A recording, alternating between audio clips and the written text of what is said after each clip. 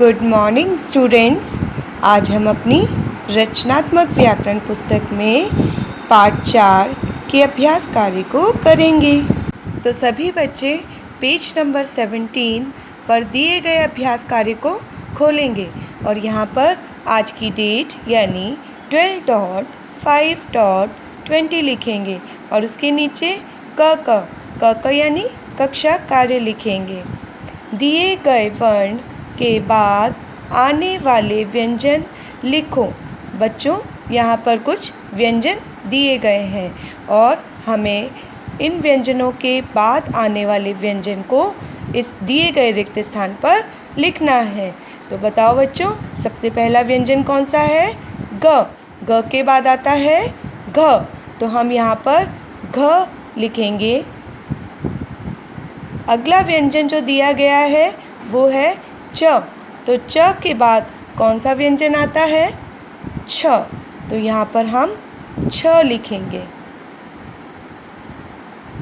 प के बाद आता है फ, तो हमने यहाँ पर फ लिखा। अब इसके बाद त दिया गया है और त के बाद जो व्यंजन आता है वो है थ, तो हम यहाँ पर थ लिखेंगे। अगली पंक्ति में आप देखेंगे दिया गया व्यंजन है श के बाद कौन सा व्यंजन आता है? श, हम यहाँ पर श लिखेंगे। अब दिया हुआ है ज के बाद कौन सा व्यंजन आता है? झ, तो बच्चों हम यहाँ पर झ लिखेंगे। अब है ख के बाद आता है ग, तो यहाँ पर ग लिखेंगे और ट के बाद आता है व्यंजन ठ, तो हम यहाँ पर ठ लिखेंगे। इस प्रकार हम अपने इस अभ्यास कार्य को पूरा करेंगे। अब हम अगले अभ्यास कार्य को करेंगे। सही व्यंजन के नीचे बच्चों के नाम लिखो। यहाँ पर कुछ बच्चे खड़े हैं और ये बच्चे अपनी फ़ोटो खिंचवा रहे हैं और ये बहुत ही खुश हैं, जैसे आप खुश होते हैं जब आपकी फ़ोटो खींची जाती है। और इन बच्चों के नाम इनके कपड़ों पर लिखे हुए हैं। जैसे इस बच्चे का नाम है मधुर और ये है शलभ, और इस सुंदर सी बच्ची का नाम है शोभा। ये लाल रंग के कपड़ों में है मोहित और ये प्यारी सी बच्ची है मिनी और ये है शुभा। तो ये सारे बच्चे अपनी फ़ोटो खिंचवा रहे हैं।